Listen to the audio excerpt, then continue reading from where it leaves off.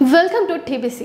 ఉగ్రవాదాన్ని పెంచి పోషిస్తున్న పాకిస్తాన్ను ఇరుకున పెట్టేందుకు పాక్ పై భారత్ దౌత్య యుద్ధానికి దిగింది. ఇందులో భాగంగా విదేశాలకు భారత ప్రతినిధి బృందాలను పంపేందుకు మోదీ సర్కారు నిర్ణయించింది. ప్రపంచ దేశాల ముందు పాక్ బండారాన్ని బయటపెట్టేందుకు, ఆ దేశ ఉగ్ర కుట్రల్ని అందరికీ అర్థమయ్యేలా చెప్పేందుకు అన్ని పార్టీల ఎంపీలతో 7 అఖిలపక్ష బృందాలను కేంద్రం ఏర్పాటు చేసింది. ఇంతవరకు బాగానే ఉంది గానీ ఇక్కడే కాంగ్రెస్ పార్టీకి కేంద్ర ప్రభుత్వం ట్విస్ట్ ఇచ్చింది. పాకిస్తాన్ ప్రేరేపిత ఉగ్రవాదంపై భారత్ వైఖరిని ప్రపంచ దేశాలకు వివరించేందుకు ఎంపీలు కావాలని, వాళ్ల పేర్లతో లిస్టు పంపాలంటూ కాంగ్రెస్ పార్టీతో పాటు అన్ని పార్టీలని కేంద్ర పార్లమెంటరీ వ్యవహారాల శాఖ మంత్రి కిరణ్ రిజిజు కోరారు. అన్ని పార్టీలు ఈ లిస్టులో ఎంపీల పేర్లను పంపించాయి. అయితే దీంతో 4 ఎంపీలతో కూడిన జాబితాను కాంగ్రెస్ పార్టీ కూడా పంపించింది. ఇందులో ఆనంద్ శర్మ, గౌరవ్ గొగోయ్, సయ్యద్ నజీర్ హుస్సేన్, రాజా బ్రార్ ఉన్నారు. అయితే లిస్ట్ లో పక్కా ఉంటుందని భావించిన శశి థరూర్ పేరు మాత్రం లేదు. ఇది జరిగిన కొద్దిసేపటికే